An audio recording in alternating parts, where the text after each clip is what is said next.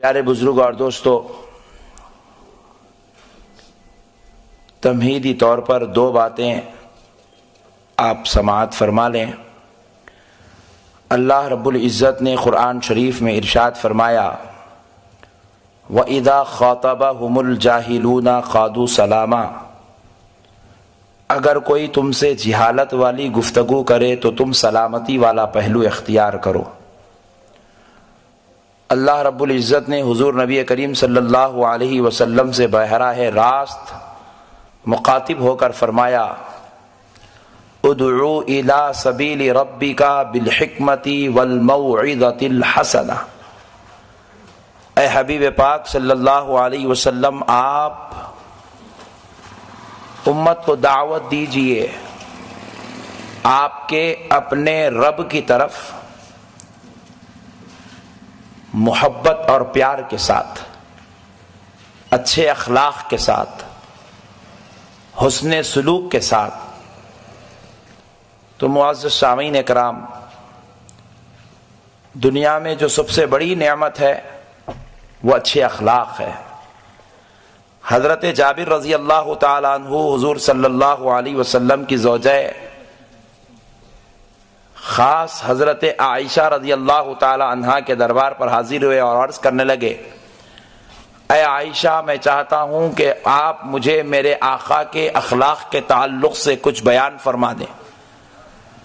حضرت عائشہ رضی اللہ تعالی عنہا ارشاد فرماتی ہیں، اے جابر، کیا تم نے قرآن نہیں پڑھا؟ حضرت جابر عرض کرتے، میں نے قرآن بار بار پڑھا۔ فرماتے ہیں، پھر جابر، پھر حضور کے اخلاق کے بارے میں کیا پوچھتے ہو؟ تم نے جو کچھ قرآن میں پڑھا ہے وہ اخلاق مصطفیٰ ہی تو ہے۔ تو گویا کہ پیارے بزرگ اور دوستو، ہمیں اخلاق والے نبی کی امت میں اللہ نے پیدا فرمایا تو ہمارے اخلاق بھی بہتر ہونے چاہیے۔ حضرت عائشہ رضی اللہ تعالی عنہا ارشاد فرماتی ہے، ہم نے اپنی زندگی میں حضور کی زبان سے کبھی بد کلامی نہیں سنی، ہم نے اپنی زندگی میں حضور کی زبان سے کبھی کسی کو جھڑکتا ہوئے الفاظ نہیں سنے، اور حد تو یہ ہے، فرماتی ہیں کہ ہم نے حضور کی زبان سے لفظ نہیں سنا۔ تو الغرض یہ ایک مختصر سی بات تھی، اشارتاً کنایتاً آپ اپنے ذہنوں میں رکھ لیں کہ ہمارے حضور کو بد اخلاقی ہرگز پسند نہیں، اللہ کو بد اخلاقی ہرگز پسند نہیں۔ مسلمان اخلاق اس کی پہچان ہے، جس کا نام مسلمان ہے، اخلاق اس کی پہچان ہے۔ اپنی ہر اداؤں سے، اپنی ہر حرکت سے غور کرتے رہنا چاہیے، کہیں کسی کے دل کو ٹھیس اور تکلیف نہ پہنچے۔ اللہ تعالیٰ کو تکلیف اور ٹھیس پہنچانے والے لوگ ہرگز پسند نہیں۔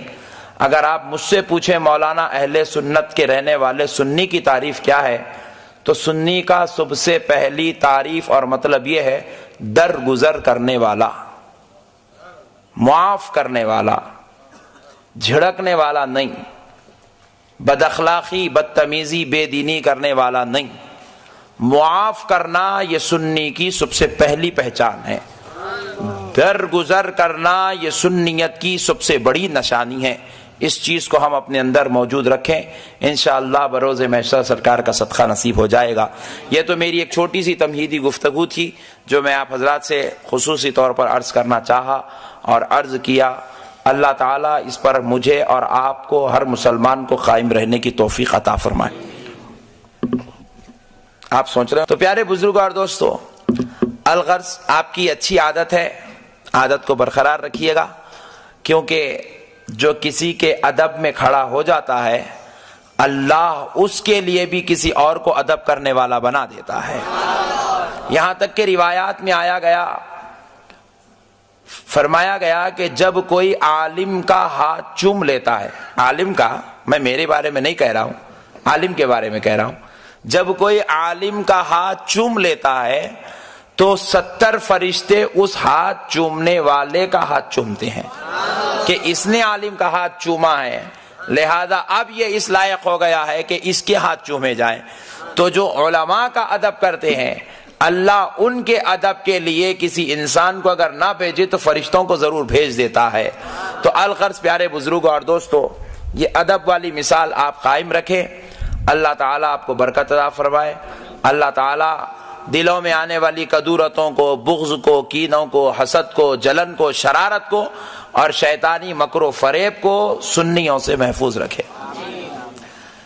پیارے بھائی، آج ایک حدیث شریف پر انشاءاللہ ہم ذرا تفصیلی روشنی ڈالتے ہیں جو ان دو عنوانات پر الحمدللہ ثابت ہے کہ بخاری شریف کی حدیث ہے، مسلم شریف میں بھی حدیث موجود ہے.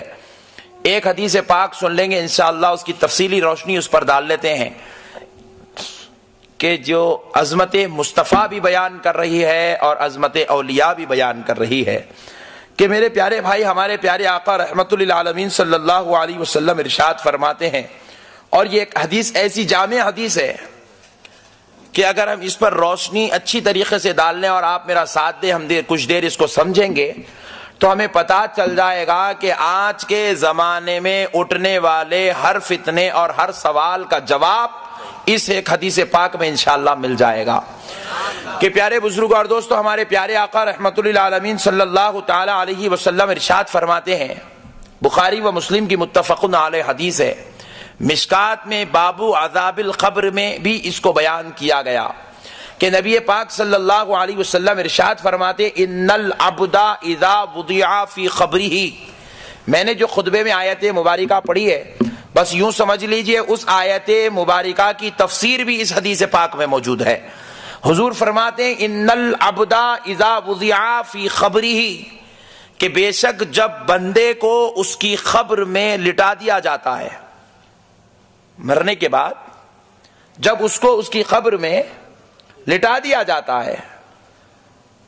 اور غور کریں، حبیب پاک علیہ السلام نے یہ نہیں کہا کہ ان الولی یا ان الانبیاء، نہیں کہا، کسی نبیوں کا یا ولی کا ذکر نہیں فرمایا، بلکہ حضور فرماتے ان العبد، جب بھی کوئی بھی بندہ، کوئی اس کا ولی ہونا ضروری نہیں ہے، اس کا عالم ہونا ضروری نہیں ہے، اس کا کوئی جو ہے نبی ہونا ضروری نہیں ہے، جب بھی کوئی بندہ انتقال کر جاتا ہے، بعد انتقال کے اس کو اس کی قبر میں لٹا دیا جاتا ہے، فتولا عنہ اصحابہ، اور جب اسے دفن کر کے اس کی قبر کو بند کر کے، فتولا عنہ اصحابہ، اس کے دوست اس کی خبر سے پلٹتے ہیں.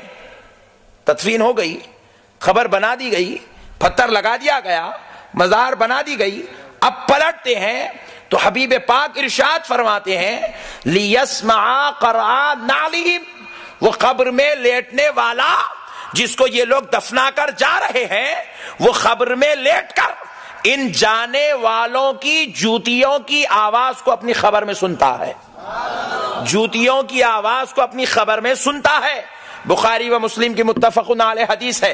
اب ذرا غور کیجئے پیارے بزرگ اور دوستو، بعض لوگوں کا یہ عقیدہ بنا ہوا ہے کہ قبر میں لیٹنے والا نعوذ باللہ مردہ ہے، قبر میں لیٹنے والا مر گیا، قبر میں لیٹنے والا مٹھی میں مل گیا، قبر میں لیٹنے والا فنا ہو گیا، تباہ ہو گیا، اس کی ہڈیاں گل گئی، اس کا جسم گل گیا. آؤ پیارے بزرگ اور دوستو، اب آج کل کے مولویوں کی بات سنیں جو خبر کے اندر دیکھ نہیں سکتا، یا اس مصطفیٰ کی بات سنیں جو ہر خبر میں جانے کی صلاحیت رکھتے ہیں، جو ہر خبر میں تشریف لے جانے کی قوت رکھتے ہیں. وہ مصطفیٰ ارشاد فرما رہے ہیں کہ قبر میں لیٹنے والا اپنے دفنانے والوں کے پلٹنے پر ان کی جوتیوں کی جو آواز آتی ہے وہ اپنی خبر میں لیٹ کر سنتا ہے، اور سننا مردے ہونے کی نہیں، زندہ ہونے کی دلیل ہے. جو زندہ ہوتا ہے وہ سنتا ہے، مردہ نہیں سنتا. تو حبیب پاک بتا رہے ہیں کہ تم نے جس کو مردہ سمجھ کر لٹا دیا تھا، تم گھر سے لے کر نکلے تھے تو مردے کو لے کر نکلے تھے، وہ ڈولے میں لیٹا تھا تو مردہ تھا، تم نماز جنازہ پڑھ رہے تھے تو وہ مردہ تھا، تم دفن کر رہے تھے وہ مردہ تھا، تم نے مٹی ڈالی، تم پلٹ کیا رہے ہو؟ اللہ نے اس مردے کو زندگی عطا فرما دی ہے، اب وہ اپنی خبر میں زندہ ہو گیا ہے. پیارے بزرگوں اور دوستو، لیسمع قرع نعلہم، نہ صرف زندہ ہوا بلکہ اتنے شعور کے ساتھ زندہ ہوا کہ اب خبر پر چلنے والے، زمین پر چلنے والے، خبر کے اوپر رہنے والوں کی جوتیوں کی آواز کو اپنی خبر میں سنتا ہے. پھر اس کے بعد ذرا آپ غور کیجئے، حبیب پاک صلی اللہ علیہ وسلم ارشاد فرماتے ہیں، کتنے؟ 2 فرشتے آتے ہیں۔ پیارے بزرگوں اور دوستو، اب ذرا غور کرنے والی بات ہے کہ اس بات کا تو رد ہو رہا ہے حدیث پاک سے، یہ بخاری و مسلم کی متفقن علیہ حدیث ہے، اس بات کا رد ہو رہا ہے کہ قبر میں مردہ نہیں رہتا بلکہ زندہ ہو جاتا ہے۔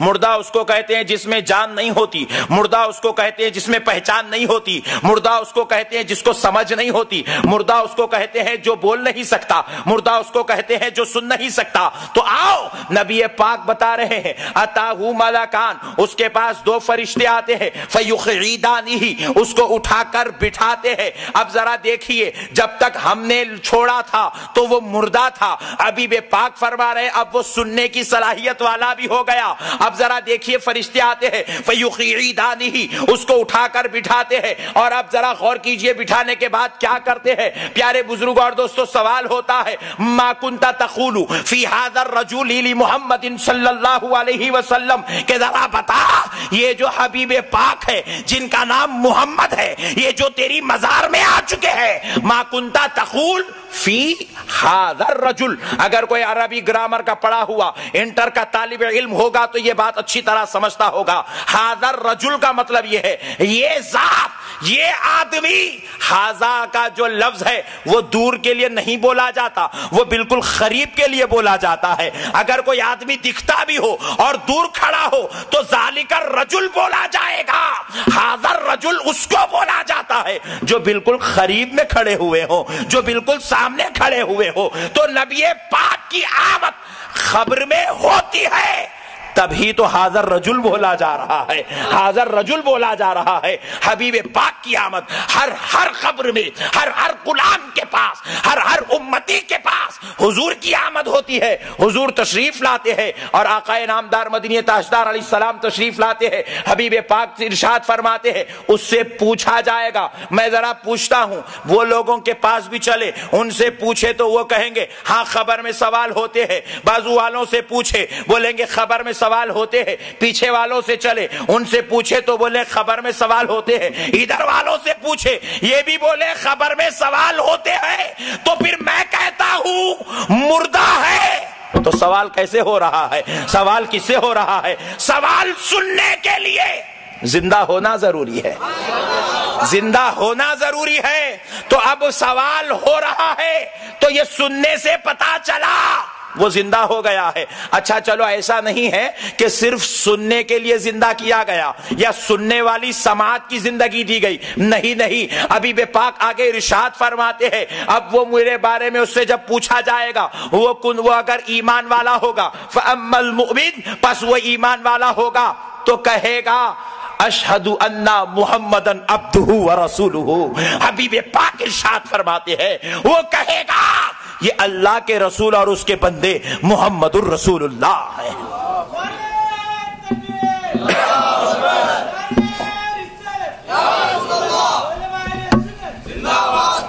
پیارے بزرگ اور دوستو، پتا چلا صرف سن نہیں رہا ہے بلکہ بول بھی دے رہا ہے، اور بولنے کے لیے پہچاننا ضروری ہے۔ اپنے مولوی صاحب کا نام نہیں لے رہا ہے، جس کو خبر میں دیکھ رہا ہے اسی نبی اعظم کا نام لے رہا ہے، اسی نبی اعظم کو پہچان رہا ہے۔ تو پہچاننے کے لیے عقل کا ہونا بھی ضروری ہے، دماغ کا ہونا بھی ضروری ہے۔ تو پھر اب دیکھو اٹھا کر بٹھایا گیا تھا، فیقعدانہ، بیٹھنے کے لیے اب اس کے جسم میں بیٹھنے کی صلاحیت ہونا ضروری ہے۔ تو بتلایا گیا کہ پورے شعور کے ساتھ خبر میں زندہ کیا جا رہا ہے۔ اب اور ایک بات دیکھ لو پیارے دوستو، بعض لوگوں کے بڑے خطرناک اعتراض ہوتے ہیں۔ میں اپنا ایک عقیدہ دیتا ہوں، اگر سمجھ میں آئے تو ورنگل کے پیارے سنی بھائیوں قبول کر لو، نہیں سمجھ میں آئے تو واپس دے دو، میں اپنے ساتھ حیدرآباد لے جاؤں گا، وہاں کی قوم بڑے اچھے انداز میں سمجھتی ہے۔ یہ میرا عقیدہ ہے، میں نے کسی کتاب میں پڑھا نہیں ہے، میں نے کسی مولوی سے سنا نہیں ہے، یہ میرا اپنا عقیدہ ہے۔ میں ایک سوال کرتا ہوں کہ حضور نبی پاک ارشاد فرماتے ہیں جب میت کے پاس اتاہو ملکان، 2 فرشتے آتے ہیں، فیقعدانہ، اس کو اٹھا کر بٹھاتے ہیں، اور کس لیے بٹھایا، کس لیے جا رہا ہے؟ بعض نادان سوال کرتے ہیں کہ بھائی وہ سیلو کے پتھر لگانے کی ضرورت نہیں ہے، مٹھی کو مٹھی میں ملاؤ۔ ہم نے کہا بھی گاڑنے کی ضرورت بھی کیا ہے، کیچڑ میں پھینک دو، قصہ ختم ہو جائے گا۔ پیارے بزرگ اور دوستو، اہل سنت والجماعت کا یہ عقیدہ ہے کہ سیلو کا پتھر لگایا جائے یا قبر پر کڑیاں بچھائی جائے تاکہ میت کو بیٹھنے میں کسی قسم کی تکلیف نہ ہونے پائے۔ حدیث پاک ہے، میت کو قبر میں فرشتے آ کر اٹھا کر بٹھاتے ہیں، اور ہمارے خاندان والوں کو آپ نے دیکھا بھی ہوگا، جب ان کو قبر میں لٹاتے ہیں تو سرانے کی ڈوری کھول بھی دیتے ہیں تاکہ کسی قسم کی تکلیف بھی نہ ہونے پائے۔ پیارے بزرگ اور دوستو، میں پوچھتا ہوں کہ وہ بیچارہ بیٹھا تھکا، ابھی گیا قبر کو آرام کرنے کے لیے، کچھ دیر لیٹنے سونے کے لیے، ابھی گیا ہی نہیں، اس کو اٹھا کے بٹھا دیا، یہی کاؤنٹر پہ بیٹھ کے مارا۔ یا بیچارہ اتنا بیٹھا، بیٹھتے بیٹھتے پیٹ نکل گیا، ابھی مرا اس نیت سے کہ کچھ آرام کر لوں، پھر فرشتے آئے اور اٹھا کر بٹھا دیے۔ ذرا غور کیجئے پیارے بھائیوں کہ یہ اٹھا کر کیوں بٹھایا جاتا ہے؟ اگر آپ کسی بازو والے مولوی سے پوچھیں گے تو بولے گا وہ سوال کے جواب لینا تھا اس لیے اٹھا کر بٹھائے۔ تو میرا یہ جواب ہے کہ بھائی جواب دینے کے لیے بیٹھنا کوئی ضروری نہیں ہے۔ آپ کے بابا لیٹے ہوئے ہیں، آپ جا کر کہیں بابا ذرا اٹھو، مجھے آپ سے کچھ سوال کر رہے ہیں، بابا بولیں گے بیٹے میں لیٹے لیٹے بھی جواب دے سکتا ہوں، بٹھانے کی کیا ضرورت ہے، چل پوچھتا جا۔ اور فرشتہ کوئی ہم سے بڑے مرتبے والا تو نہیں ہے کہ وہ آئے اور ہم کو اٹھا کر بٹھائے۔ فرشتے کا مقام تو چھوٹا ہے انسان کے سامنے، تو ایک چھوٹے کے لیے بڑے کو بٹھانا کوئی کمال کی بات؟ تو پتا چلا کہ جواب لینے کے لیے بٹھایا نہیں جا رہا ہے۔ بعض لوگوں نے کہا کہ نہیں اس لیے بٹھایا جا رہا ہے کیونکہ اس کا چہرہ دیکھنا تھا۔ تو بھائی لیٹے ہوئے آدمی کا بھی چہرہ دیکھتے ہیں، بٹھانے کی کیا ضرورت ہے؟ جب ہم دیکھ رہے تھے آخری وقت میں چہرہ تو بٹھا کے نہیں، لٹا کر ہی دیکھ رہے تھے۔ فرشتہ بھی لٹا کر دیکھے گا، بٹھانے کی ضرورت کیا ہے؟ الغرض 40 لوگ 40 باتیں کہتے رہے، مگر میرا عقیدہ سن لیجئے، خدا کی قسم میں سوچتا ہوں کہ اس لیے اٹھا کر بٹھایا جا رہا ہے کہ سن کہ آج تو خبر میں لیٹا ہے، لیٹا نہیں چلے گا، اٹھ کر بیٹھنا ہوگا، کیونکہ تیری خبر میں آمد مصطفیٰ ہونے والی ہے، نبی پاک کی آمد ہونے والی ہے۔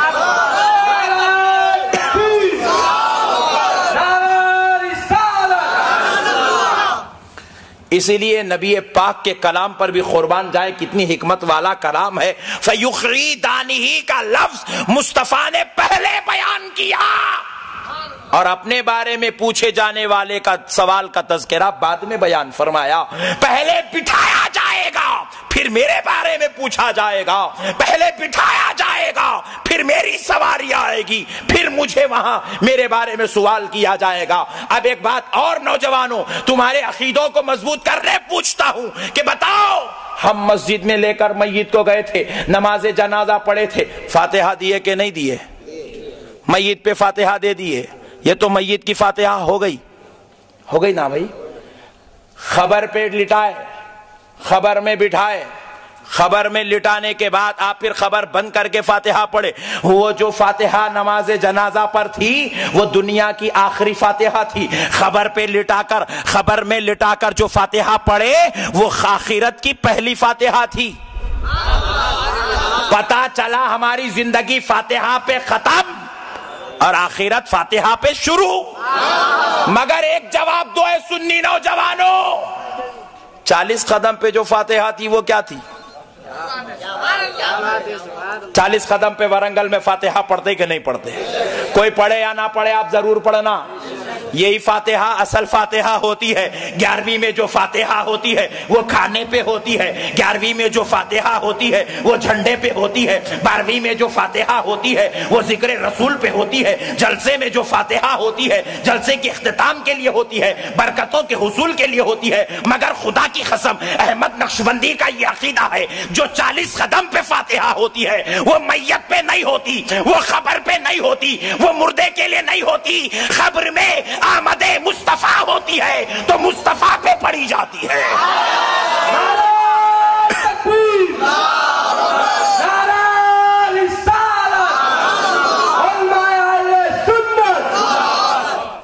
ہر فاتحہ کا تعلق کسی اور سے ہوگا، میت والی فاتحہ کا تعلق جو 40 قدم پہ ہوتی ہے وہ براہ راست آمد مصطفیٰ پر دربار مصطفیٰ میں پیش کی جاتی ہے۔ پیارے بزرگ اور دوستو، قربان جائیں، حبیب پاک ارشاد فرماتے ہیں تم بس میت کو لٹا کر چلتے ہو، ہم آ جاتے ہیں۔ قربان جائیں پیارے بزرگ اور دوستو، اب ذرا غور کیجئے گا، حبیب پاک نبی کریم صلی اللہ علیہ وسلم کی آمد ہوتی ہے، حضور فرماتے ہیں پوچھا جائے گا ما کنت تقول، لفظ پر بھی غور کیجئے، حدیث پاک کے الفاظ ہیں اور یہ اتنی ٹھیٹ حدیث ہے اہل حدیث بھی انکار نہیں کر سکتے۔ یہ الگ بات ہے کہ وہ حدیث والے اپنے کو کہتے ہیں مگر حدیث مانتے نہیں ہیں، بڑی شریر طبیعت کے مالک ہیں اور کیسی انٹرنیشنل حدیثیں لاتے ہیں، دیکھیے سنیں گے تو آپ بھی ششدر اور پریشان ہو جائیں گے، یہ کہاں سے حدیث لا لی ہے۔ میں مسجد میں نماز پڑھا رہا تھا تو وضو خانے کے پاس وضو کرنے کی غرض سے بیٹھا، امامت کے دور میں بیٹھا وضو کر رہا تھا، ایک چاچا گئے، ضرورت سے فارغ ہوئے آئے، بازو ایک نل سے پانی ہاتھ میں لیے، کرتا اٹھا کے مار لی۔ میں پریشان ہو گیا، بولا یہ کیا ہے بھائی نیا سسٹم، امریکہ بھی جہاں شرما جائیں وہاں یہ چاچا پیدا ہو جائے۔ میں نے پوچھا چاچا اتنی انتہا درجے کی بےہودے پنی کی حرکت کہ سب لوگ اندر کرتے ہیں اور تم باہر، سب کپڑے نکال کر اور تم کپڑوں پر سے، پوچھے مولانا آپ کو نہیں معلوم؟ بولا مجھے نہیں معلوم بھائی، یہ ڈپلیکیٹ ہے اسرائیل کے اور جاپان کے باتیں، مجھے کیا معلوم۔ تو بولے مولانا آپ کو معلوم ہونا چاہیے، آپ عالم ہے، یہ حدیث میں ہے۔ بولا اماں یہ حدیث کہاں سے نکال کے لایا بھائی، کرتے اٹھانا پانی مارنا، یہ حدیث کہاں سے نکلی رے بھائی؟ نبی کے دور میں کرتا بھی عجیب تھا اور تیرا کرتا عجیب ہے، تو یہ طہارت لینے کا یہ سسٹم کہاں سے؟ بولے مولانا حدیث میں ہے، یہ جو گندا کام کرے سمجھے حدیث میں ہے۔ تو میں نے کہا نادان، تجھے تیری حدیث مبارک، تو حدیث پڑھتا رہے، تجھے ایسی حدیثیں ملتی رہے اور ہم حدیث پڑھے تو احمد مصطفیٰ والی حدیث ملتی رہے۔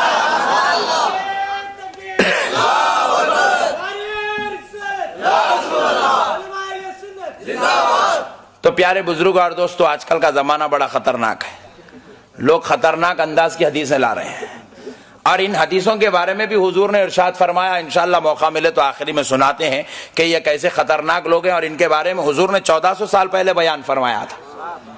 الغرض پیارے بزرگ اور دوستو، یہ لوگ حدیث پڑھتے تو ہیں لیکن ایسی حدیثیں جب پڑھ لیتے ہیں تو یہ کتاب بند کر دیتے ہیں، نہیں تو وہ جو 2 پیج ہوتے ہیں نا جو جس میں ایسی حدیثیں ہوتی اس کو پن مار دیتے ہیں، بولے یہ نہیں پڑھنے والی حدیث ہے بخاری کی مگر نہیں پڑھنے والی ہے، پڑھو گے تو عقیدہ خراب ہو جائے گا۔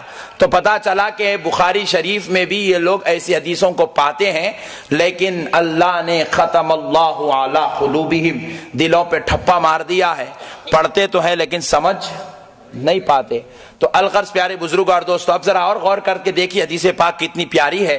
نبی کریم علیہ السلام ارشاد فرماتے ہیں فَأَمَّا الْمُؤْمِنُ، پس اگر وہ مومن ہوگا تو کہے گا اشہد ان محمدن عبدہ ورسولہ، حبیب پاک آگے ارشاد فرماتے ہیں وہ میرے رسول اور اللہ کے بندے ہونے کی گواہی دے گا۔ حضور ارشاد فرماتے ہیں فرشتے فیقولان، وہ دونوں فرشتے اس سے کہیں گے انظر الی مقعدک من النار، آسمان کی طرف دیکھ، تیرا دوزخ میں یہ مقام تھا۔ دوزخ کی طرف دیکھے گا وہ میت، اپنی خبر میں لیٹا ہوا شخص دوزخ کی طرف آسمانوں کے آگے دیکھے گا اور بتلاتے ہیں حضور کہ فرشتے اس سے کہیں گے کہ دیکھ دوزخ میں تیرا یہ مقام تھا، قد ابدلک اللہ بہ مقعدا من الجنہ، تو نے مجھ کو پہچان لیا ہے، تو نے میری گواہی دے دی ہے، دیکھ اللہ نے تیرا مقام دوزخ سے یہ نکال دیا اور جنت میں یہاں منتقل فرما دیا۔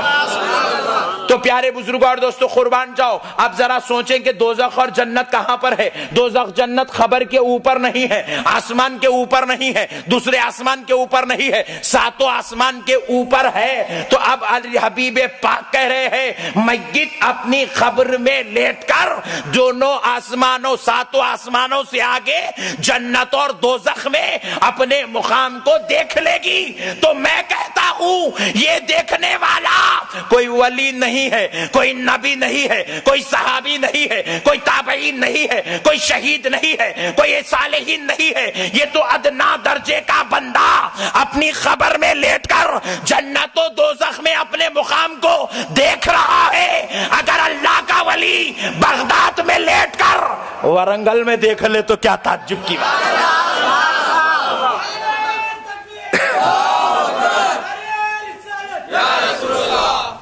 پیارے بزرگوں اور دوستو، علم ہی ایک ایسی شان ہے کہ اس سے آنکھوں پر پڑے ہوئے پردے ہٹ جاتے ہیں۔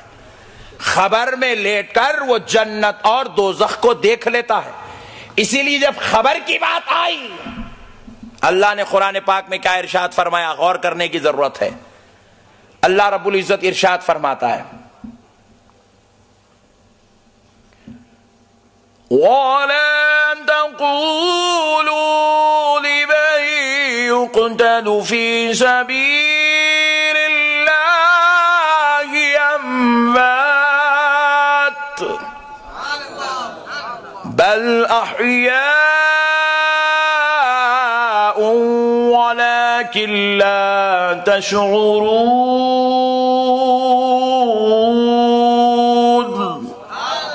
اللہ رب العزت نے ارشاد فرمایا جو لوگ ہماری راہ میں مارے جائیں تم انہیں مردہ مت کہو، بلکہ وہ اپنی خبروں میں زندہ ہیں اور تم کو ان کی زندگی کا شعور نہیں ہے۔ تم ان کو اپنے جیسا مت سمجھو۔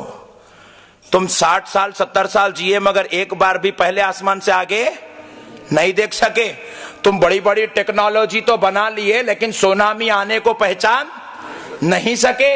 تم بڑی باتیں تو کرتے ہو، اگر تمہیں لیبیا کو مارنا ہو تو تم راکٹیں تو چھوڑ سکتے ہو نادانو، ہم تمہارے ہی پیروں کے نیچے سے زلزلے نکال دے تو تم پہچان نہیں سکتے۔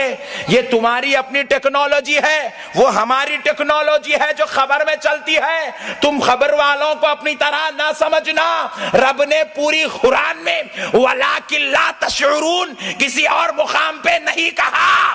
جب خبر کی بات آتی ہے وَلَٰكِن لَا تَشْعُرُونَ کہہ رہا ہے کہ تمہیں ان کی زندگیوں کا شعور نہیں۔ یہ کتنے اچھے انداز میں اپنی خبروں میں لیٹے ہوئے ہیں کہ ارے حد تو یہ ہے، مصطفیٰ ارشاد فرماتے ہیں قبر میں لیٹنے والا نبی ولی تو دور کی بات ہے، عام بندہ اپنی قبر میں لیٹتا ہے۔ اس کی قبر پر اگر کوئی پرندہ بیٹھتا ہے تو قبر میں لیٹنے والا پرندے کے نر یا مادہ ہونے کو اچھی طرح پہچان لیتا، اتنے شعور کے ساتھ خبر میں لیٹتا ہے۔ ایک روایت میں تو یوں بیان کیا گیا کہ عام ولیوں نبیوں کی بات تو چھوڑیے، ادنا درجے کے مسلمان کی بات کہہ رہا ہوں کہ اس کی خبر پر جب ان کا پوترا جاتا ہے تو دادا اپنے پوترے کو پہچان لیتے ہیں، میرا پوترا آیا ہے اور مجھ پہ یہ فاتحہ پڑھ رہا ہے۔ نواسا جاتا ہے تو نواسے کو پہچان لیتے ہیں۔ جانے والے جوان کا رشتہ خبر میں لیٹنے والی میت پہچان لیتی ہے۔ ارے حد تو یہ ہے۔ میں ایک سوال کرتا ہوں، بات سمجھ میں آئے تو لو ورنہ واپس، کیونکہ یہ بڑے کریٹیکل مسئلے ہیں، یہ خدا کی قدرت سے تعلق رکھنے والے ہیں، اس سے اس کا کوئی تعلق نہیں ہے۔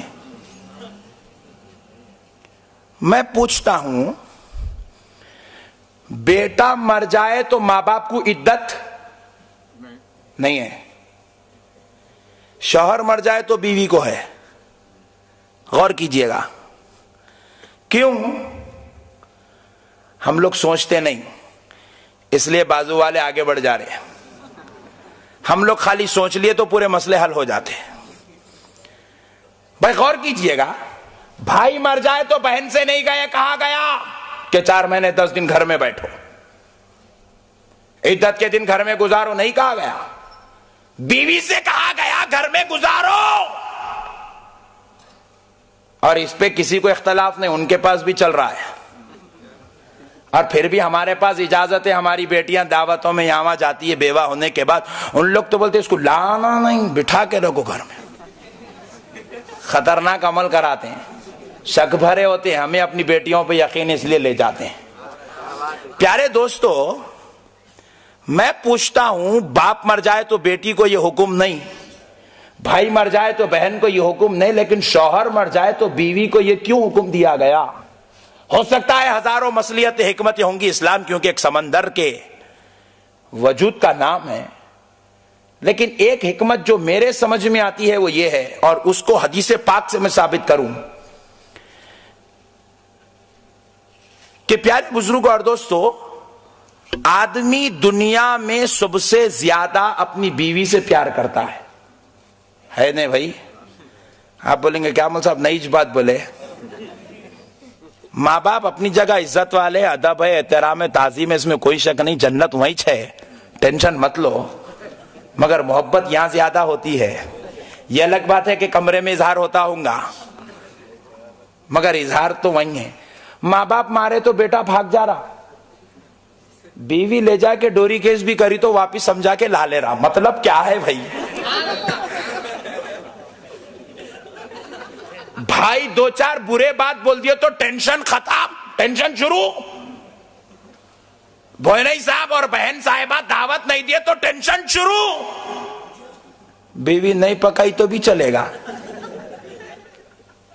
دن میں 4 بار لائٹ لے کے 6 بار بازو رکھے تو بولے جان دے بھائی میری بیوی ہے، بیوی سے پیار ہے۔ تو پتا چلا کہ سب سے زیادہ پیار اگر کسی سے ہے تو وہ بیوی سے ہے۔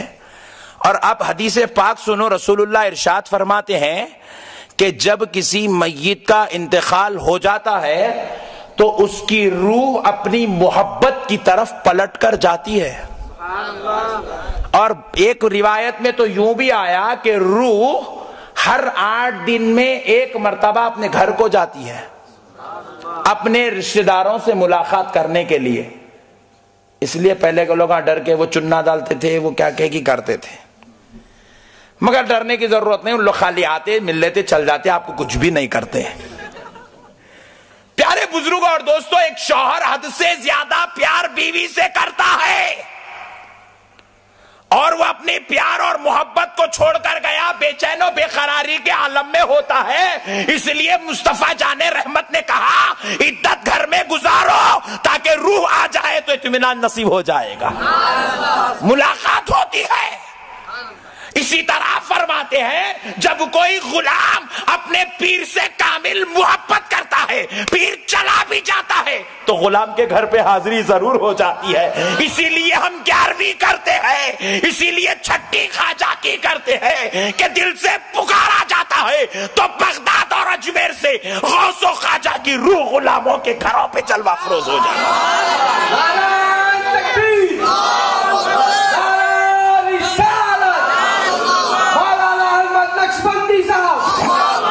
پیارے بزرگ اور دوستو، اب جن کو نہیں معلوم ہے کہ یہ روح کا قصہ کیا ہے، مسئلہ ترڑا ہے، ایک صاحب ایسے ہی اعلان کر دیا ہے یہ سب مرشدوں کا چکر ہے۔ بولے حضرت کون سا؟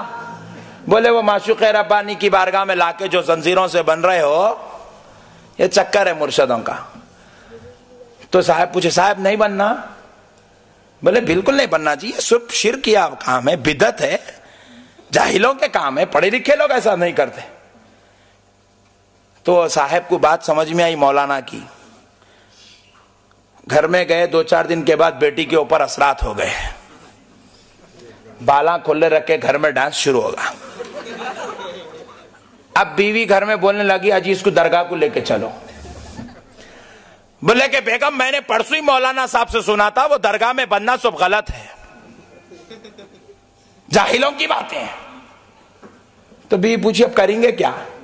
کیونکہ یہ بیماری جو ہے وہ ڈاکٹر کے پاس علاج نہیں ہے، یہ جو بیماری ہے حکیم صاحب کے پاس علاج نہیں ہے۔ اگر اس کو اگر لے جائیں گے تو حکیم صاحب کا علاج ہو جائے گا، تو یہ علاج حکیم صاحب کے پاس نہیں، یہ علاج کسی ڈاکٹر کے پاس نہیں، یہ علاج تو میری نظر میں درگاہ میں ہے، اور تم کہہ رہے ہو درگاہ میں نہیں ہو سکتا، تو پھر کیا کریں؟ بولے بیگم چلو مولانا کا نہیں لے کے چلتے، ان سے ہی پوچھتے اب کریں گے کیا۔ اتفاق کی بات تھی، رات میں حاضری ہو گئی، بال کھلے رکھے، پھر بچی ناچنے لگی۔ اب سمجھ میں نہیں آیا، لے گئے مولانا صاحب کے دروازے پہ، بندی ہے۔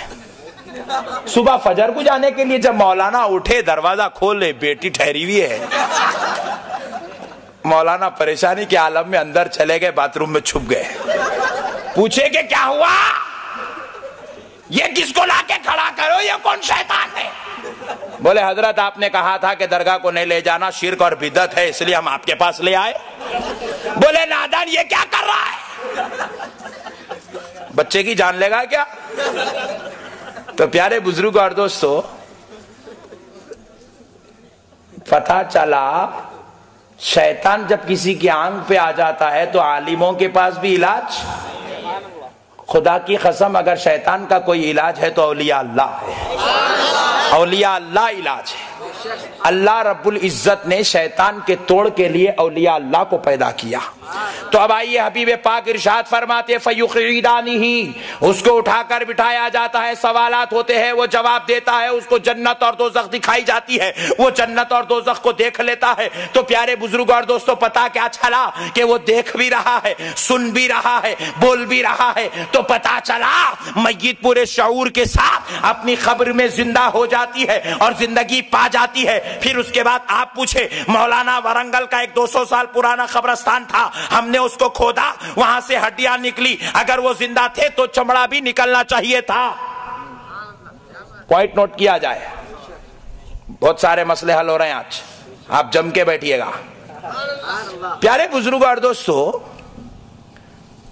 چمڑا کیسے نکلے گا؟ یہ جو چمڑا ہے, یہ جو جسم ہے, اس کے تعلق سے اگر آپ احادیث مبارکہ کی سیر کریں گے تو پتا چلے گا, حضور فرماتے ہیں ہر انسان کے 2 جسم ہوتے ہیں. کتنے ذرا بولیں؟ بڑی جامع بات عرض کر رہا ہوں, شاید کبھی کسی نوجوان نے اس سے پہلے سنا ہوگا, آموختہ کے طور پر سن لے, اگر جو نہیں سنا ہے تو علم میں اضافہ کر لے. ہمارے 2 جسم ہیں. کتنے ہیں بھائی؟ ٹینشن مت لیجئے گا, نہیں سمجھ میں آئی تو واپس. 2 جسم ہیں. ایک جسم وہ ہے جو ماں کے پیٹ میں بنایا گیا اور دنیا میں بھیج دیا گیا, جو مرنے تک ہمارے ساتھ ہے. اس جسم کا نام جسم کثیف ہے. کیا ہے بھائی ذرا بولے؟ جسم کثیف. جسم کثیف والے جسم کی یہ علامت ہوتی ہے, لوچا جائے تو تکلیف ہوتی ہے, مارا جائے تو درد ہوتا ہے, سورج یا روشنی آ جائے تو سایہ گرتا ہے. اور جسم کثیف کی یہ علامت ہوتی ہے, اگر کہیں جلا دیا جائے تو جل جاتا ہے, مٹھی میں ملا دو تو گل جاتا ہے, اور اگر کہیں رکھ دو تو سڑ جاتا ہے. یہ جسم کثیف کی علامت ہے. اسی لیے آپ دیکھیں کافر اس جسم کو جلاتے ہیں تو جل جاتا ہے, عیسائی تابوت میں رکھتے ہیں تو سڑ جاتا ہے, مسلمان مٹھی میں ڈالتے ہیں تو مٹی میں مل جاتا ہے. یہ جسم کثیف کی علامت ہے. لیکن میں آپ سے ایک سوال کرتا ہوں, روح نکال لی تو جائے گی. روح ایک شے کا نام ہے, روح ایک شے کا نام ہے. آپ دیکھیں یہ جو سامنے فوکس ہے, سامنے آئینہ ہے, پیچھے لوہے کا ایک سیٹ ہے, اس کے بیچ میں ایک مرکیوری لگی ہوئی ہے. اب اگر اس کو اس سے نکال لیا جائے تو کہیں نہ کہیں تو رکھنا پڑے گا, رکھنا پڑے گا کہ نہیں پڑے گا؟ تو اسی مانند ہمارے اس فوکس والے جسم میں ایک روح ہے, روح نکال لی جاتی ہے تو بندہ مر جاتا ہے. آپ کہتے ہیں انتقال ہو گیا, انتقال ہو گیا, انتقال ہو گیا. کس کا انتقال ہوا؟ بندے کا انتقال ہوا. بولے ہوا کیا؟ ارے آنکھ تو سلامت ہے, کان بھی سلامت ہے, دانت بھی جگہ پہ ہے, زبان بھی نظر آ رہی ہے, ہاتھ بھی ہے, پیر بھی ہے, سارے جسم ہے, جسم کے اوپر بال بھی ہے. ہوا کیا؟ جواب دیں گے کہ روح نکال لی گئی. بات سمجھ میں آ رہی؟ بھائی جب نکالا گیا تو پھر رکھا کہاں گیا؟ پوائنٹ نوٹ کیا جائے, بازو والے سے کل پوچھ لیا جائے, تمہارے دادا کی روح نکالی گئی تو رکھی کہاں گئی؟ گھر میں چھوڑ دی جائے گی تو تم رہ نہیں سکتے, پھر رکھا کہاں گیا؟ تو حدیث پاک میں ہے, مصطفیٰ ارشاد فرماتے ہیں کہ ہو بہو ایسا ہی ایک جسم اللہ نے اپنے پاس آسمانوں میں بنا کر رکھا ہے, اس کو کہتے ہیں جسم لطیف. کیا جسم ہے وہ؟ اس جسم میں اس روح کو منتقل کر دیا جاتا ہے. اسی لیے اس کا نام انتقال ہے. انتقال کا معنی ہے منتقل ہونا. اس جگہ سے نکلنا اس جگہ منتقل ہو جانے کو ہی انتقال کہتے ہیں۔ پیارے بزرگوں اور دوستوں، جسم لطیف میں چلا گیا۔ اب جسم لطیف کے بارے میں سنو۔ جسم لطیف وہ جسم ہوتا ہے جس کے کام کرنے کا دار و مدار تقوی پر ہے۔ پوائنٹ نوٹ کیا جائے، وہ جسم کثیف جتنا تقوی والا ہوتا ہے روح کے اوپر اتنا اثر ہوتا ہے۔ اب وہ روح جب جسم لطیف میں ڈالی جاتی ہے تو تقوی اگر سب سے زیادہ بلند و بالا ہو تو جسم لطیف اتنا ہی حرکت والا ہوتا ہے۔ اب اگر تقوی کمزور ہو تو جسم لطیف بڑا کمزور ہو جاتا ہے۔ اسی لیے پیارے دوستو قربان جاؤ، عظمت مصطفیٰ کا سب سے بڑا پہلو سن لو کہ میرے مصطفیٰ چلتے تو تھے لیکن سایہ نظر نہیں آتا تھا۔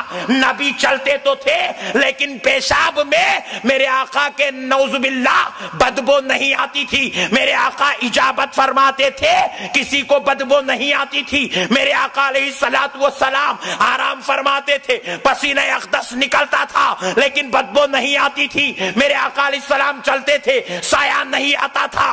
کیوں نہیں آتا تھا؟ تو مصطفیٰ فرماتے ہیں ہر ایک کو اللہ نے دو جسم دیے، تمہارا سایہ اس لیے آتا ہے کہ تم جسم کثیف والے ہو، اور میرے رب نے میرا جسم کثیف نہیں بنایا، صرف جسم لطیف دے کر پیدا کیا۔ اس لیے میں سائے سے پاک ہوں، اس لیے میں عیب سے پاک ہوں، اس لیے میں برائی سے پاک ہوں، اس لیے میں خطا سے پاک ہوں۔ اور جسم لطیف والا اتنی قوت والا ہوتا ہے، اگر ہندوستان سے غلام پکارے مدینے سے آنے کی قوت رکھتا ہے۔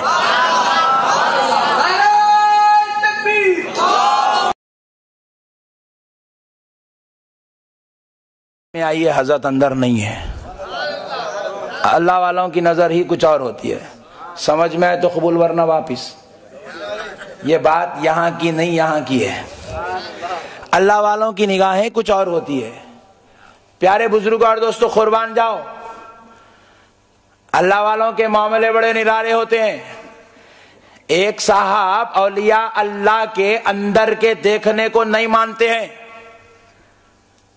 اتفاق کی بات تھی، وہ اپنی زمین پر بورویل ڈالنے کی غرض سے بورویل والوں کو بلائے، بورویل ڈالنے لگے۔ 500 فٹ مارے، پانی نہیں نکلا، پتھرے ہی نکل رہے ہیں۔ قسمت میں پتھرے پڑے ہیں تو پتھرے ہی تو نکلیں گے۔ پھر اس کے بعد ہٹا کے دوسری طرف مارے 300 فٹ، پھر وہی پتھر۔ تو وہ مارنے والا بھی بیچارہ کافر تھا، بیزار ہوگا، بولے خالی پیسے خراب کر رہا صاحب۔ اتنے پیسے خراب کرنے کے بجائے 1000 روپے پھینکے تو ایک انجینئر آتا، کہاں پانی ہے بولتا، اس کو بتا دیے تو قصہ ختم ہو جاتا۔ یہ سب پیسے خراب کرنے، بولے انجینئر بولتا کہاں پانی ہے، انجینئر کو کیسا معلوم؟ بلائے تو معلوم ہوتا۔ 1000 روپے دیو میں لاتا ہوں۔ 1000 روپے لیا، انجینئر کو بلا کے لایا۔ انجینئر صاحب آئے بھی نہ سوچ رہا وہ اندر ایک پائپ ڈالتے ہوں گے، نہ پائپ ڈالے نہ مشین، ایک ساتھ میں انڈوسکوپ لے کے آئے۔ اور وہ انڈوسکوپ بھی اتنا خطرناک ہے، یوں دیکھنے کا نہیں، یوں سننے کا ہے۔ انجینئر صاحب اپنے خادم کو بولے میاں یہاں رکھ کے یوں سن رہے ہیں، انہیں بحران ہو رہا ہے۔ بولے یہ کیا ہو رہا ہے؟ بولا تیری عقل کی بات نہیں ہے، علم کی بات ہے۔ جہاں علم ہوتی ہے وہاں جہالت کام، اور جو گمراہ ہے وہ جاہل ہے۔ علماء کی صحبت میں بیٹھتے نہیں ہم لوگ، اتنے جلسے یا روڈوں پہ کرانے کا مقصد یہ تم ہماری مسجد کو نہیں آتے، یہاں تو بیٹھو۔ اب یہاں بھی نہیں آتے، الٹا اس کے بارے میں بری بری باتیں بولتے پھرتے ہو، اس لیے تمہیں علم نصیب نہیں ہے۔ تو وہ لگا انجینئر صاحب، نیم ہے پانی ذرا آگے ہٹاؤ، ہوا کیا ہے، کان لگا کے اندر کی خبر اندر رکھے، پھر یوں دیکھے، بولے 1000 فٹ پہ ہے، ہاں کان لگا کے 1000 فٹ اندر کی بات، سب بیکار بات ہے۔ میں کیا لایا، پیسے خراب کر رہا، بولے ملا ہوا ہے، کتنا کمیشن ہے؟ بولے ٹھہرو جی صاحب، بڑے بے صبرے ہو تم، ادھر ہٹاؤ، لگائے۔ بولے یہاں 500 فٹ پہ آ جائے گا، نہیں آتا، میں مار کے دیکھو صاحب، مارے 500 فٹ پہ پانی نکل گیا۔ परेशान हुआ, नाम पूछा, कौन सी मस्जिद में आते जी तुम? अरे साहब मैं रमेश हूं, रमेश। रमेश का ये कमाल के 500 फीट अंदर की खबर बोला, पॉइंट नोट किया जाए। रमेश का ये कमाल के 1000 फीट अंदर पानी है, रमेश 1000 फीट ऊपर खड़े होकर बोल रहा है। कहां से रमेश में ये सलाहियत पैदा हुई? अंग्रेजों के बनाए हुए इल्म से। अंग्रेजों ने इल्म को इतना तेज कर दिया कि अब रमेश भी अंदर की बोल रहा है, अब मल्लेश भी बोल रहा है, रामू भी बोल रहा है, तातैया भी बोल रहा है। तो मुझे कहने दो, अगर खुदा का फजल रमेश पे हो जाए, वो इंजीनियर बन जाए, तो वो अंदर 1000 फीट की खबर बोल दे। अरे जो पूरी जिंदगी अल्लाह अल्लाह करते गुजार दे, वो गौस अगर खबर की बोल दे तो क्या ताज्जुब की बात है। नारे तकबीर, नारे रिसालत, मौलाना अहमद नक्शबंदी साहब। कुर्बान जाओ दोस्तों। बाज लोग औलिया अल्लाह को नहीं माने तो अल्लाह मजबूर कर दिया रमेश को मान। हमको रमेश की करामत नजर नहीं आती क्योंकि हम करामत वाले गौसे आजम को देखे हुए हैं। रमेश हमारे लिए कोई अजूबा नहीं। हम मानते हैं रमेश देख सकता है क्योंकि गौसे आजम ने दिखा के बताया है। प्यारे बुजुर्ग और दोस्तों, देखो गौसे आजम की एक करामत है कि एक बार गौसे वरा रजी अल्लाह तआला अन्हु मस्जिद में दाखिल हो रहे थे, जामा मस्जिद बगदाद में। नालैन उतारे, नीचे झुके, अपने बाएं पैर की नालैन उठाए, हवा में फिरका दिए। पूरे मुरीद परेशान, क्या हुआ हजरत को? भाई नालैन फेंक दिए। एक मुरीद गया बाजू बाग में, देखा नहीं मिल रही। दूसरा मुरीद गया लोगों के छतों पे, देख रहा नहीं मिल रही। तीसरा मुरीद उधर देख रहा नहीं मिल रही ने गौसे पाक की नालैन गई। 1 महीने के बाद एक काफिला आया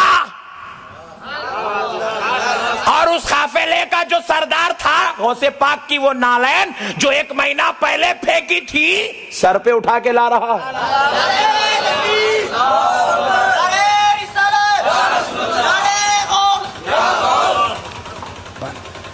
गौसे पाक की नालैन सर पे उठा के ला रहा है। वो जो मुरीदीन जाकर बागों में और घरों में देख रहे थे, वो परेशानी के आलम में दौड़े दौड़े आए, आकर पूछने लगे, ओ भाईजान ये नालैन तुम्हें कहां से मिली? तुमने ये कहां से ली है? वो कहने लगे, हम लोग एक महीना पहले इतनी दूर मुल्क शाम में थे कि हमें डाकुओं का एक टोला लूट रहा था और हम में से एक शख्स ने अल मदद या गौसे आजम कहकर पुकारा, तो गौसे आजम की नालैन आ गई और डाकुओं के सर पे मार दी गई। डाकू बेहोश हो गए और हमने ये नालैन को हिफाजत से उठा के ले आई।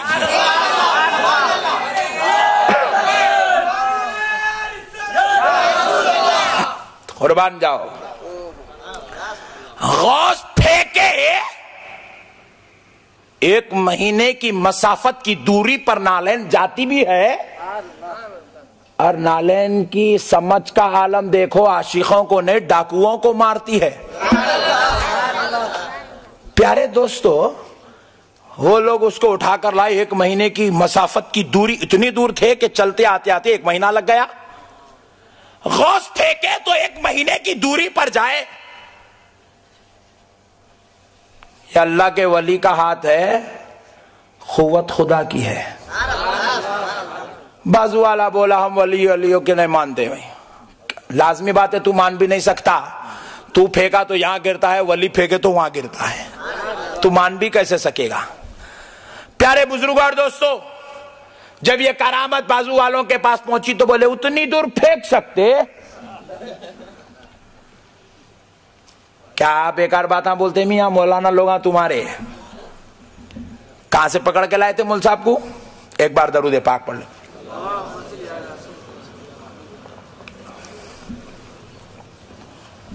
चौरस्ते पे बिठा के खतरनाक बातें बोल के गए। कहां से लाए थे? बोले हैदराबाद के लोग तो अच्छे ही रहते ना, इन्हों ऐसे कहीं को हो गए। अच्छा, پیارے دوستو، نالین تو پھر بھی وزن ہوتی ہے، ہوتی کہ نہیں ہوتی؟ اور غوث پاک جو بھیج کے وہ ربر کی نے لکڑی کی تھی، وہ تو بہت زیادہ وزن والی ہوتی ہے۔ اللہ کے ولیوں کی کرامت دنیا نہیں مان رہی تو دیکھو خدا کیسے منوا رہا ہے۔ ایک بازو والے کا بھائی آسٹریلیا میں تھا، یہ نہیں تشریح ہے صرف اپنی، آسٹریلیا سے فون کر کے بولا میاں وہ میرے کچھ ڈاکومنٹ اور سرٹیفکیٹس اندر تجوری میں ہے، ذرا نکال کر بھیج دو۔ بولے بھائی جان کون آ رہے ہیں؟ بولے کوئی آنے کی ضرورت کیا ہے، وہاں سے بازو سے STD سے فیکس کر دو ہو جائے گا۔ بولے بھائی جان یہ فیکس کا ہے، کیا ہوتا ہے؟ بولے وہ اپنے محلے میں ایک STD ہے نا رامو کی، وہاں جا کے اس کو بولنا کہ میں نے فیکس کے لیے بولا ہے، میرا نمبر دے دو۔ بولے بھائی جان وہ فیکس کا نمبر؟ بولے وہی فون نمبر ہے۔ اچھا، بھائی کو سمجھ میں نہیں آیا، پہلی بار فیکس کی بات سنا تھا، تجوری میں سے اوریجنل پیپرز نکال لیا، رامو کو لے جا کر نمبر دیا اور فیکس کے پیپرز دے دیا، بولے یہ فیکس کرنا ہے۔ اب سوچ رہا کہ رامو اس کو لگائے گا، پیک کرے گا، پوسٹ مین کو دے گا۔ رامو کھٹکا لگایا، سوئچ ڈالا، نمبر ملا، یوں ڈال رہا ہے اندر۔ انہیں شبیر پریشان ہے، بولے یہ کیا ہو رہا ہے؟ ادھر سے جا رہا ہے ادھر آ رہا ہے۔ ارے ادھر نہیں، آسٹریلیا کو بھیجنا ہے۔ بولے چپ بیٹھ میاں، تیرے کو معلوم نہیں، خاموش بیٹھ۔ بولے یہ ادھر سے جا کے جو ادھر نکل رہا ہے وہ آسٹریلیا میں بھی نکل رہا ہے۔ کیا دیوانے بات ہے میاں، نکال لیے، جاؤ۔ بولے ہو گیا فیکس؟ ہاں، ابھی بات ختم بھی نہیں، بھائی فون کرے، میاں بہت بہت شکریہ، مل گئے؟ مل گیا؟ بولے جی ہاں مل گئے۔ بولے بھائی میں وہ اردو والی بھی بھیجا تھا، آسٹریلیا میں تو اردو نہیں، وہ بھی ملی؟ بولے ہاں اردو والی، تیلگو والی، ہندی والی، انگلش والی سب مل گئے۔ بولے بھائی وہ تو سرٹیفکیٹ میرے ہی ہاتھ میں، آپ کو کہاں سے ملی؟ بولے تو جو اوریجنل بھیجا تھا اس کی زیروکس مل گئی۔ کیسا ملی؟ تعجب کی بات ہے۔ بولے انگریز کا کمال ہے، خدا نے انگریز پہ فضل کیا تو ایک فیکس مشین بنایا۔ فیکس مشین کا یہ کمال ہے کہ وہ یہاں کے پیپر کو آسٹریلیا بھی پھینکتا ہے، ورنگل کے پیپر کو امریکہ پھینکتا ہے، ورنگل کے پیپر کو جاپان پھینکتا ہے، ورنگل کے پیپر کو سعودیہ پھینکتا ہے۔ ارے انگریز تمہارا پیپر یہاں سے وہاں پھینک دو تو تعجب کی بات نہیں، غوث اعظم کھڑا ہوا پھینک دے تو کیا تعجب کی بات ہے؟ غور کرنے کی ضرورت ہے یار، سمجھنے کی ضرورت ہے خدا کے فضل کو۔ خدا جب چاہتا ہے تو جو چاہے کرتا ہے، یہ خدا کے اختیار کی بات ہے، خدا کے لیے کوئی بات بڑی نہیں۔ اس لیے میں کہتا ہوں اولیاء کو سمجھنے کے لیے پہلے خدا کو سمجھنا ضروری ہے۔ اولیاء جو کرتے ہیں وہ اپنے اختیار سے نہیں، خدا کے فضل سے کرتے ہیں۔ اب آخری بات سن لیجئے۔ ایک صاحب بولے تم لوگ پکارتے ہو معشوق ربانی، معشوق ربانی۔ بولے معشوق ربانی سنتے نہیں، کرتے نہیں، کیوں پکارتے ہو؟ ہم نے بولا بھائی تجھے کیسے معلوم نہیں سنتے؟ تو کیا بازو لیٹا تھا؟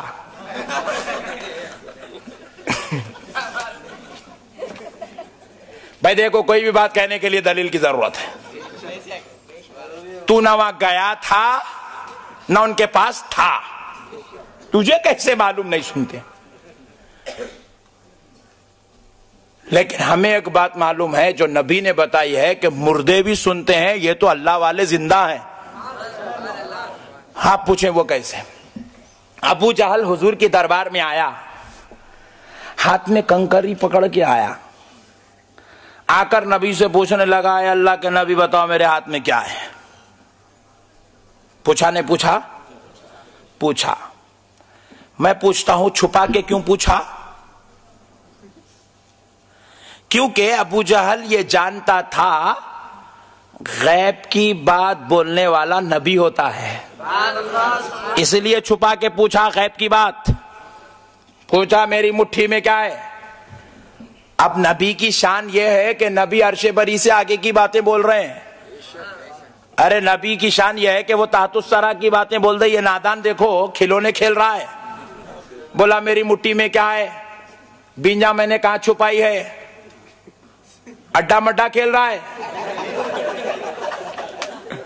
نبی بولے نادان اتنے چھوٹے چھوٹے جواب دینا نبی کی شان کے خلاف ہے، سوال بھی کر رہا ہے تو ذرا سمجھ کے کر، نہیں سوال بھی ہو تو ذرا سمجھ کا ہونا چاہیے، نہ سمجھی کے سوالات، جیسے کہ ایک سنی سے ہوا تھا، وہاں ابو جہل نبی سے کر رہا تھا یا سنی سے کوئی اور، آج کے وہ دور کا سوال تھا میری مٹھی میں کیا ہے، یہ دور کا سوال کیسا ہے دیکھو،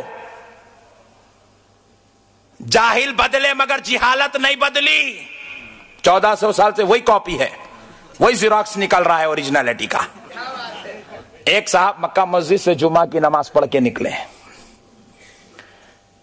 بازو ہوٹل میں آئے، چائے بسکٹ وغیرہ سب کر لیے، بڑی بہترین داڑھی تھی، چھوٹا لمبا کرتا، چھوٹا پیجامہ، پیشانی پہ گھٹا بھی تھا، چائے پی کے آگے ایک آٹو وائر مکہ مسجد میں سے نکلا، روکے، بولے بیٹا ذرا رک جا، بولے چاچا کہاں چلنی ہے، بولے بیٹے چلنی ہے افضل گنج، بولے بیٹھ جاؤ، بیٹھ کے میٹر ڈال لیا، بٹھا لیا، چاچا پوچھے میاں اتنی دیر کیا کر رہا تھا اندر، میں بھی یہیں پڑھا نماز مگر میں نکلا چائے بسکٹ صبح ہی، تو اب نکل رہا بھائی، بولے چاچا وہ سلام پڑھا، فاتحہ پڑھا، سارے مبارک ہے، زیارت کر کے نکلا۔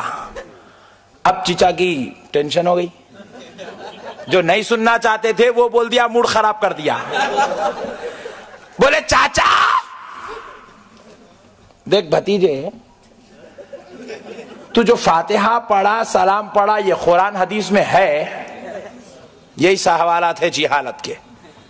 اب وہ آٹو والا سننا تھا، اتنا ہنسا اتنا ہنسا اتنا ہنسا، آٹو بے قابو ہونے لگا، چاچا ٹینشن میں آ گئے، بولے بیٹا کہیں لگا دے گا، سامنے پولیس اسٹیشن ہے، ڈال لیں گے،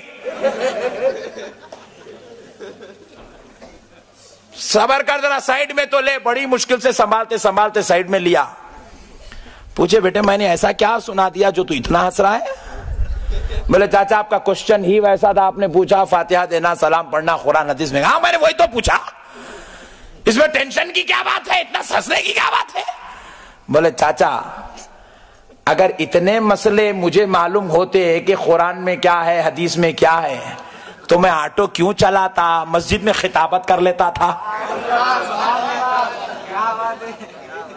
یہ سارے مسئلے مجھے نہیں معلوم اس لیے آٹو چلا رہا ہوں۔ بات سمجھ میں آ گئی نا بھائی، وہاں وہ جاہل تھا یا یہ جاہل ہے، مگر یہ جاہل جواب نہیں دے سکتا ہوگا، مگر وہ اللہ کا نبی جواب دے رہا ہے۔ پوچھا نادان مجھ سے کیا پوچھتا ہے، تیری مٹھی میں کیا ہے، ذرا اس سے پوچھ جو تیری مٹھی میں ہے، اس سے پوچھ کہ میں کون ہوں۔ شرم والا ہوتا، ایک بار جھڑکی دیے تو جانے والا ہوتا تو نہیں پوچھتا تھا، بار بار کھٹکے مارنے کی بیماری پڑی ہوئی ہے، پوچھ لیا۔ کنکری ذرا بول تو صحیح سامنے کون ہے، اے ہے ہے کنکری بھی جواب دینے لگی، اشہد ان محمدن عبدہ ورسولہ، میں گواہی دیتی ہوں کہ یہ اللہ کے رسول اور اس کے بندے، جیسا ہی سنا پھینک دیا۔ آپ نے یہاں تک تو بات سنی ہوگی، میں ایک پوائنٹ بتاتا ہوں، میں پوچھتا ہوں کافر کی زبان تھی ابو جہل کی، کافر بول رہا تھا پتھر تو مردہ ہے، پتھر زندہ ہے مردہ ہے، آئی پتھر تو مردہ ہوتا ہے، اسے جان نہیں ہوتی، اسے آنکھ ہوتی ہے نہ کان نہ کچھ نہ کیا، وہ پتھر ہے، مگر کافر بول رہا ہے تو پتھر سن رہا ہے۔ پوائنٹ نوٹ کیا جائے، کافر کو بولنے کی قوت آئی کہاں سے؟ اور پتھر کو سننے کی قوت آئی کہاں سے؟ کافر بولے تو پتھر کیسے سنا؟ تو پیارے دوستو، پتھر کا کام سننا نہیں ہے، پتھر کا کام بولنا نہیں ہے، پتھر کا کام پہچاننا نہیں ہے، مگر ایک پتھر ایسا نبی کے دربار میں ہے جو کافر کی بولی سن بھی رہا ہے، کافر کے پوچھنے پر جواب دے بھی رہا ہے، نبی کے ہونے پر پہچان بھی رہا ہے۔ تو مجھے کہنے دو، پتھر تو سنتا بولتا نہیں، پتھر تو مردہ ہے، مگر مصطفیٰ نے نظر ڈال دی تو پتھر بھی زندہ ہو گیا۔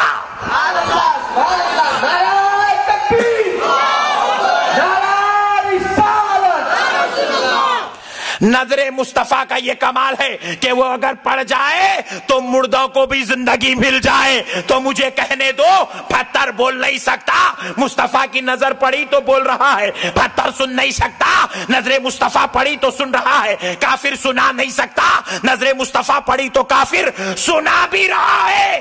ارے پتھر کافر کی بولی سن رہا ہے، تو مجھے کہنے دو، جب وہی نظر مصطفیٰ معشوق ربانی پہ پڑ جائے اور وہ آنے والے غلام کی بولی خبر میں لیٹ کر سن لے تو کیا تعجب کی بات ہے۔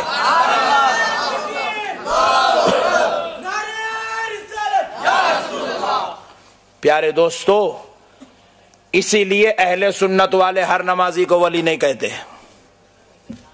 ہر روزے دار کو ہم ولی نہیں کہتے، ہر حاجی کو ہم ولی نہیں کہتے، ہر متقی کو ہم ولی نہیں کہتے۔ ولی اسی کو کہتے ہیں جس پہ نظر مصطفیٰ ہو جاتی ہے۔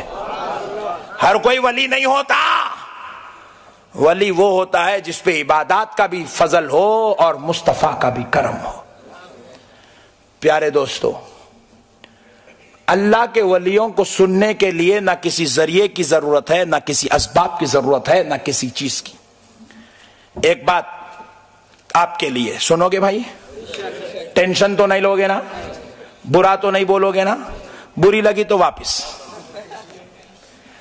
ہمارے سنی بڑے جاہل ہو گئے۔ ارے کیا مول صاحب اچھا بول رہے تھے جب سے؟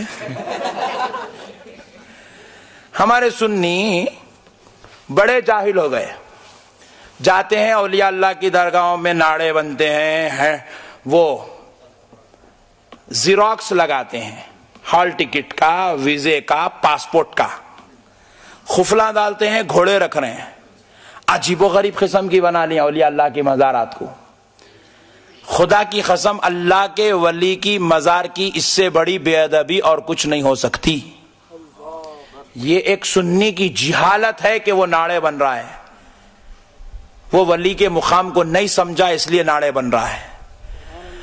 حبیب پاک رحمت للعالمین ارشاد فرماتے ہیں، اللہ کے ولیوں کا تصرف اس قدر بلند و بالا ہے کہ اگر کوئی اللہ کے ولی کی مزار پاک، اس کی درگاہ شریف میں خبر کے پاس قدم رکھتا ہے تو قدم رکھتے ہی ولی کو اطلاع ہو جاتی ہے کہ فلاں شخص آ رہا ہے اور فلاں غرض و غایت لے کر آ رہا ہے۔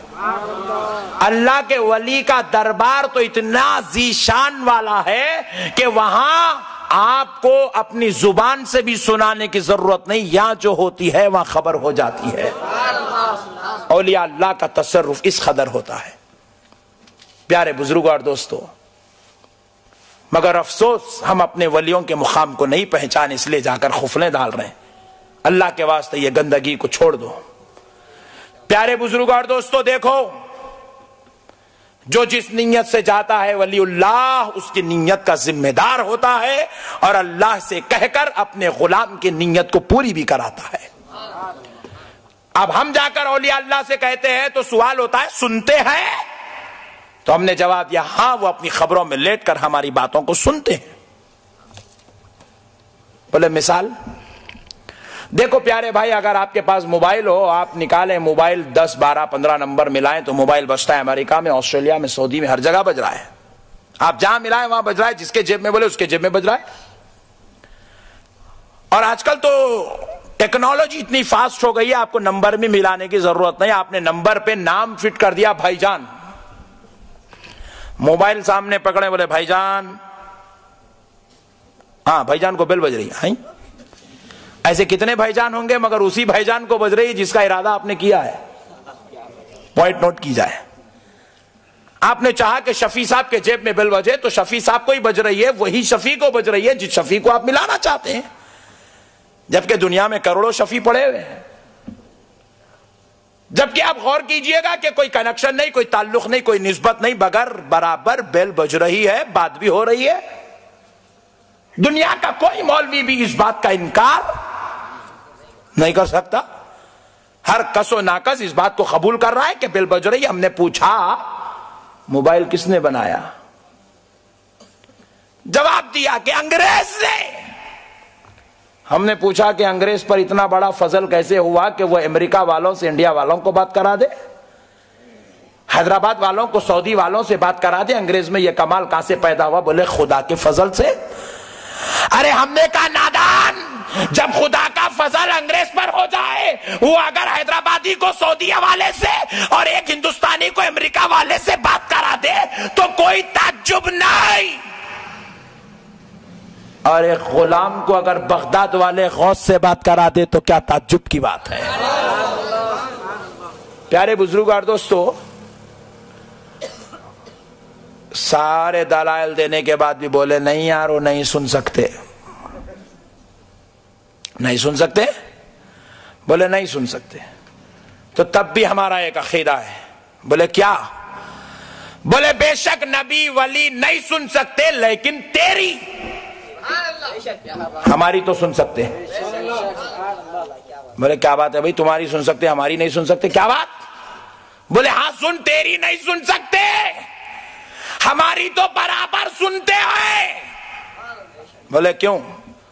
جب تو بھائی کو فون ملایا تھا تو وہ فون سے جو بات کرنے کا کمال ہو رہا تھا وہ فون کا کمال نہیں، وہ سم کارڈ کا کمال ہے۔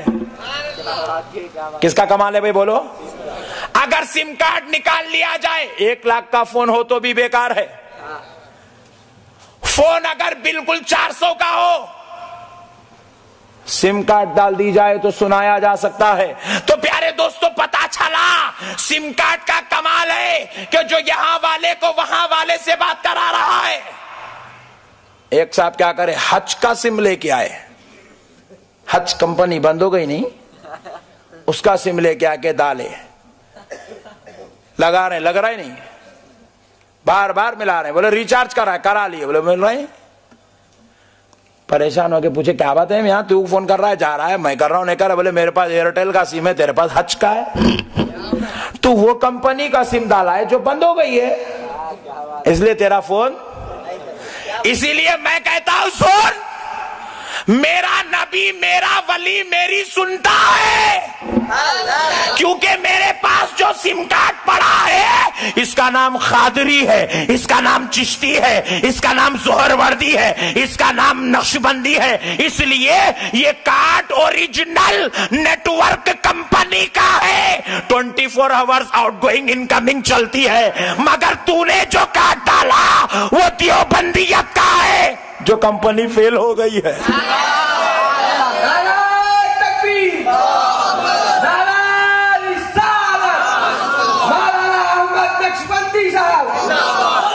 کئی فیل کمپنیاں ہیں، پریشان ہیں، ترکیبیں بدل رہے ہیں، نئے اسکیم نکالتے جا رہے ہیں۔ ہماری مسجد میں ایک صاحب ہرا شملہ بن لے کے آ گئے، بچوں کو میں سننی ہوں، نہیں کر سکتا، ہر کس و ناکس اس بات کو قبول کر رہا ہے کہ بیل بج رہی ہے۔ ہم نے پوچھا موبائل کس نے بنایا؟ جواب دیا کہ انگریز نے۔ ہم نے پوچھا کہ انگریز پر اتنا بڑا فضل کیسے ہوا کہ وہ امریکہ والوں سے انڈیا والوں کو بات کرا دے، حیدرآباد والوں کو سعودی والوں سے بات کرا دے؟ انگریز میں یہ کمال کہاں سے پیدا ہوا؟ بولے خدا کے فضل سے۔ ارے ہم نے کہا نادان، جب خدا کا فضل انگریز پر ہو جائے، وہ اگر حیدرآبادی کو سعودی والے سے اور ایک ہندوستانی کو امریکہ والے سے بات کرا دے تو کوئی تعجب نہیں، اور ایک غلام کو اگر بغداد والے غوث سے بات کرا دے تو کیا تعجب کی بات ہے؟ پیارے بزرگ اور دوستو، سارے دلائل دینے کے بعد بھی بولے نہیں یار وہ نہیں سن سکتے، نہیں سن سکتے؟ بولے نہیں سن سکتے. تو تب بھی ہمارا ایک عقیدہ ہے. بولے کیا؟ بولے بے شک نبی ولی نہیں سن سکتے لیکن تیری ہماری تو سن سکتے. بولے کیا بات ہے بھائی، تمہاری سن سکتے ہماری نہیں سن سکتے، کیا بات؟ بولے ہاں سن، تیری نہیں سن سکتے، ہماری تو برابر سنتے ہیں. بولے کیوں؟ جب تو بھائی کو فون ملایا تھا تو وہ فون سے جو بات کرنے کا کمال ہو رہا تھا وہ فون کا کمال نہیں، وہ سم کارڈ کا کمال ہے. کس کا کمال ہے بھائی بولو؟ اگر سم کارڈ نکال لیا جائے 1 لاکھ کا فون ہو تو بھی بیکار ہے. فون اگر بالکل 400 کا ہو، سم کارڈ ڈال دی جائے تو سنایا جا سکتا ہے. تو پیارے دوستو پتا چلا سم کارڈ کا کمال ہے کہ جو یہاں والے کو وہاں والے سے بات کرا رہا ہے. ایک صاحب کیا کرے، حج کا سم لے کے آئے، حج کمپنی بند ہو گئی نہیں، اس کا سم لے کے آ کے ڈالے، لگا رہے، لگ رہا ہی نہیں، بار بار ملا رہے. بولے ریچارج کرا لیے، بولے مل رہے ہیں.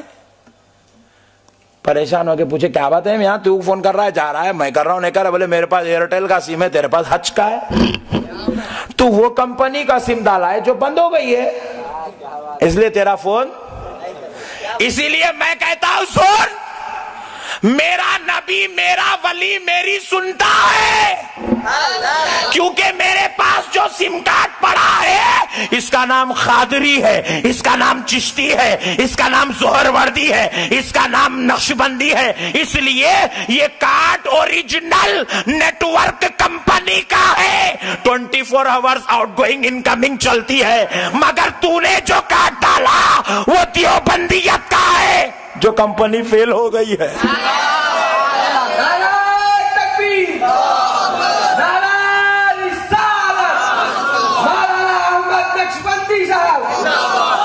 کئی فیل کمپنیاں ہیں، پریشان ہیں، ترکیبیں بدل رہے ہیں، نئے اسکیم نکالتے جا رہے ہیں. ہماری مسجد میں ایک صاحب ہرا شملہ بن لے کے آ گئے، بچوں کو بول رہا میں سننی ہوں. میں بولا فاتحہ دے، فیل ہو گیا. میں بولا تیری اسکیم فیل. پیارے بزرگ اور دوستو، ایک صاحب بولے میں سننی ہوں، عالم ہوں، امامت کرو، نماز پڑھا رہا، زبر دعا رو کے کر رہا. ہم بولے یہ ٹیسٹ نہیں، سلام پڑھ. کہاں سے پڑھتا؟ یا نبی سلام علیہ کا یاد کرا تو اس کا جنازہ نکل جاتا. بولے فیل، نکال تیری اسکیم. پیارے بزرگ اور دوستو، تو ہمارے پاس جو سم ہے نا، خدائے رب ذوالجلال کی قسم لائف ٹائم انکمنگ بھی ہے، آؤٹ گوئنگ بھی ہے.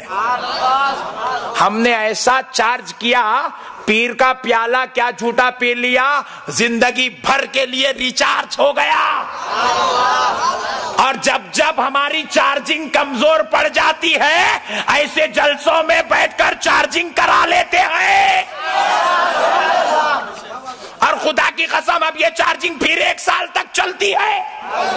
اور یہ چارجنگ کا کمال ایسا ہے کہ ہم یہاں بیٹھ کر کال کرتے ہیں، بغداد والا غوث بھی جواب دیتا ہے، اجمیر والا خواجہ بھی جواب دیتا ہے. خدا کی قسم اب یا نبی سلام علیہ کا پڑھیں گے، مدینے والا مصطفیٰ کہے گا غلامو میں نے تمہارے پکارنے کو قبول فرما لیا ہے. وما